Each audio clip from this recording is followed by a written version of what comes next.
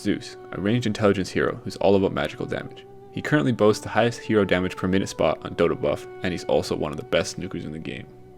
My name's Alberito, and this is my 6.86 pub pick.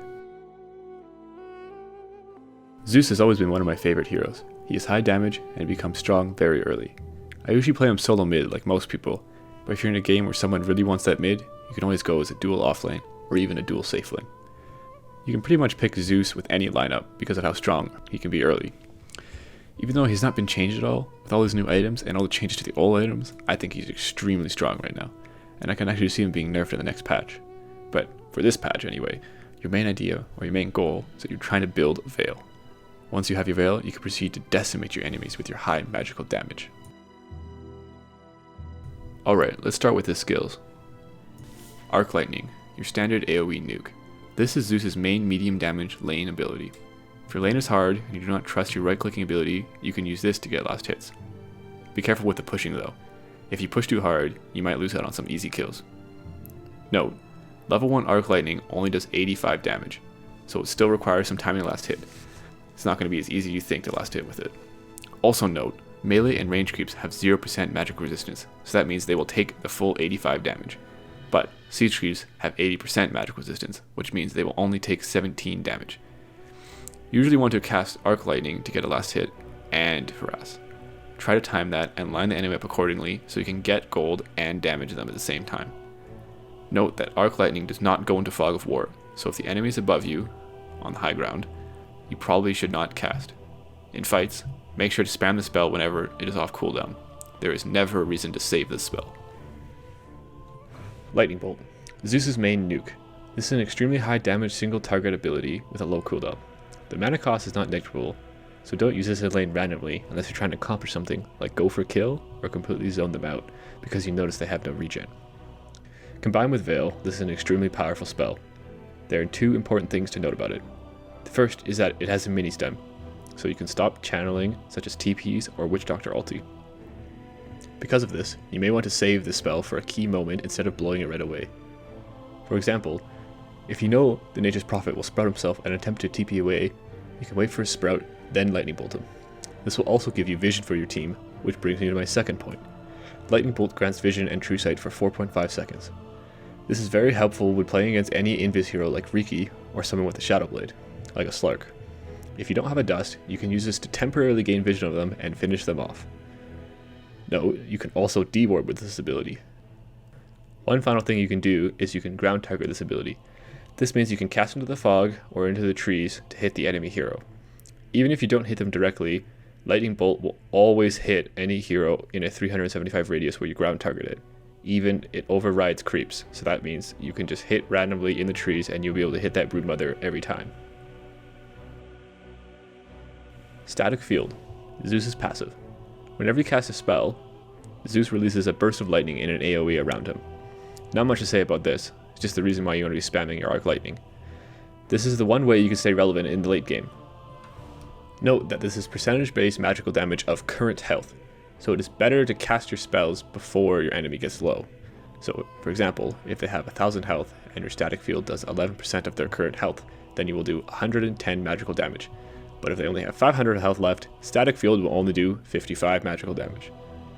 Also note that this damage is applied before your spell that you casted hits. And the radius is pretty big, so you can actually use it to counter Blink Initiation, because it hits Fog of War units and Invis units. Thunder God's Wrath, Zeus' ulti. This is basically a global lightning bolt. So once you hit 6, you're going to want to skill this and try to get a kill or steal a kill. Note that with reductions, Thunder God's Wrath does 168 damage at level 1, 262 damage at level 2, and 356 damage at level 3. So once they get to that amount of HP, you want to click R. It still provides flying vision and true sight in the area. The damage does not affect invisible units, however, so when you ulti an invis hero, they don't take damage, but you'll still see them. Game plan. I like to start with 2 clarities at rush bottle. I head for the mid lane usually, but in some games I've been pushed in the dual off lane, as I've said before. At this point, I pretty much always skill Arc Lightning because of the last hit value it gives you at the beginning of the game is just too strong. You can save your point for the Ruin battle if you really think you can get a first blood. I then try to take the bounty rune if I'm mid, but I don't contest it too hard because Zeus is really slow and very squishy early on. If I go offlane, I usually tend to give up the bounty rune. From there, once I get one last hit, I can send out my bottle. The lightning stage is pretty simple. Just last hit. Use Arc Lightning for the hard ones, but try to use your right clicks for most of them if you can, just so you can save your mana. If your opponent has a magic stick, try to cast your spells from the fog, like the high ground, so they don't get charges. I usually don't go for a kill unless the enemy mid is extremely out of position, or if my dual lane partner that I'm with has the damage. You can basically just chill out, get last hits until you hit 6. Once you hit sticks, you need to start looking on the map everywhere, and make sure your team knows you have ulti. Make sure you alt-click that and let them know.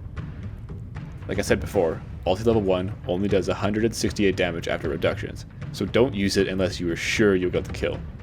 If you're mid and the enemy is at a position and you're 6, you can basically lightning bolt and ulti and you can kill them most of the time. In the laning phase, my next items are usually Soul Ring before Boots if I don't need the speed, then I finish Mana Boots. With Bottle, Soul Ring, and Mana Boots, you have pretty good sustain for your mana. My skill build is at level 2 I get passive, and usually at level 3 I get Arc Lightning to help with the last hits. You can get Lightning Bolt if you want, but usually at level 3 you're going to want to get the second point in Arc Lightning to help out. The idea is that you're trying to get 1 level in passive, 2 levels in Arc Lightning, then max Lightning Bolt. Take ulti at 6 obviously, then max Arc Lightning after Lightning Bolt. You do this because Static Field is not that good early on, as it is percentage based damage. The next item I go is Veil of Discord. I think Veil of Discord is one of the most underrated items in the game currently, especially with the new build up. I pick up the Robes of the Magi first for the int. Once you get Veil, you can almost always solo kill anyone who is at around 2/3 HP. After Veil, your item build can vary. It becomes very situational. Basically, after Veil, you're looking at Force Staff, Blink Dagger, Yule Scepter, or Glimmer Cape. Basically want a mobility item. Force is usually what I get. Blink is a little high skill and I don't really like it if you get jumped. Yule's is for if you're up against someone like a Spear Breaker or someone who can jump you like a Phantom Assassin. Glimmer Cape is really good because you can go invis and everyone will forget where you are and you can sneak away to recast your spells. I would pick up a Glimmer Cape against someone like an Anti-Mage who is looking for you to use his ulti on. The next item is usually a damage kind of item, which can either be Aetherlens or Eggs. You can also pick up another mobility/defensive item, which does include a Ghost Scepter if they have high physical damage. I like Eggs because it works really well with Veil. It does 640 damage when they have Veil on them, and combined with the other spells, you can do almost 1000 burst damage. I generally don't like Aetherlens that much because it doesn't do that much for you, but if you really need to kite in fights, or if you're behind, or if the game is close, you can get it. Aetherlens is good because it's cheap, the build-up is really good, and it just has a lot of value in the item. So to recap, the basic item build is Bottle, Soul Ring, Mana Boots, Veil. Then you either go Glimmer, Yule's, Force, or Blink. Then after that you go Eggs, Lens, Glimmer, Force, Blink, Yule's, or Ghost Scepter. Once the landing phase has kind of ended, just try to take objectives with your team, but always stay in the back. You really want to be the one who initiates because you're very squishy, especially if you don't have your mobility item yet. You basically just stay back and push the lane with Arc Lightning, then when the fight starts, you Veil, Lightning Bolt, then ulti. Early on, I would recommend avoiding fights without your ulti, as it really helps with your damage output. I want to mention something if you aren't playing mid, and if you're stuck in a dual lane. If you don't need to be in that lane, you should try and roam around. If they have someone jungling, go mess with them and try to steal some creeps. Or try to go D-ward the rune spot. Low MMR supports usually place wards there. Another thing is if your stupid team picked all carries, don't be afraid to buy a courier at the beginning of the game and a ward. And continue to buy wards throughout the game and place them aggressively in the jungle to get your team kills. Late game. Your first late game item is almost always Octarine Core. The ability to spam out your spells combined with your passive makes you do unreal damage. Just note, I wouldn't get an Octarine that early because it is extremely expensive. You basically want to make sure you can farm this item up in a reasonable amount of time. After that, you can go Refresher or Sheepstick. I don't really like going Refresher unless I have a good active item like Sheepstick. If you are your main damage for your team, you can go BKB so you can survive fights. I would strongly recommend not doing this though, as BKB doesn't do that much for you. In fights, you want to ulti early to cancel Blink Daggers and to get the most out of your passive. Then you just spam spells.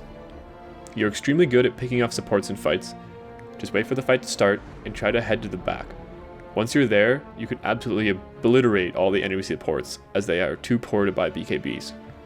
Never jump right into the center of a fight, unless you have an escape such as a Yule's, but even that is kind of risky. You will always die very quickly.